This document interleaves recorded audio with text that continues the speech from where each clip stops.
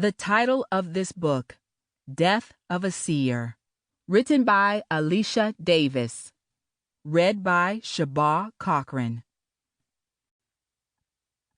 About the author. Alisha Davis was born the third of 4 girls to her parents Garland and Marietta Davis. She is the mother of 2, a son Terrell and daughter Sierra. In 2005, she was diagnosed with lupus SLE, a very destructive autoimmune disease. The disease progressed to lupus nephritis in 2007, damaging her kidneys to the point that she was not expected to live.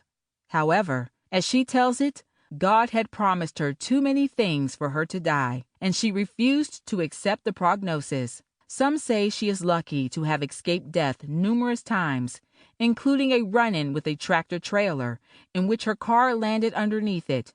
She does not call it luck at all, however, but instead calls it God's favor. At a very early age, she began to see in the spiritual realm. She sought out anyone to explain more about the angelic and demonic beings she saw, but she found out that she was one of only a few. This fictional story has elements of her life and experiences within the spiritual realm. Chapter 1. She felt the cold air and a bumping that jarred her body. "Oh," Bertha moaned. She tried to clear her mind. She could not seem to open her eyes. All she heard were unfamiliar voices. When she finally managed to pry her eyelids open, she saw a Latino man in a uniform standing beside her. She shook away the remaining fogginess. Where was she, and who was this man? The last thing she remembered was being in the grocery store before she was to meet Estella for their weekly lunch. She felt cold air, then 2 more bumps. She blinked and tried to clear her mind. Her eyes were very heavy, so she kept them closed for a while and then heard more unfamiliar voices. She struggled and finally managed to open her eyes again. What happened?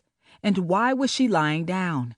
As hard as she tried, she could not recall what had happened to her at the store. As she pondered her current state, she realized that she was being pushed and that she was cold. She felt the air on her chest. Lifting her head, she discovered to her horror that her bra cut in 2 pieces down the middle and her breasts were exposed. Flushing with embarrassment, she tried to reach to cover herself and discovered she was strapped down. Realizing his patient was awake, the young EMT announced in a heavily accented voice, "Your sample complete. Ready to continue?"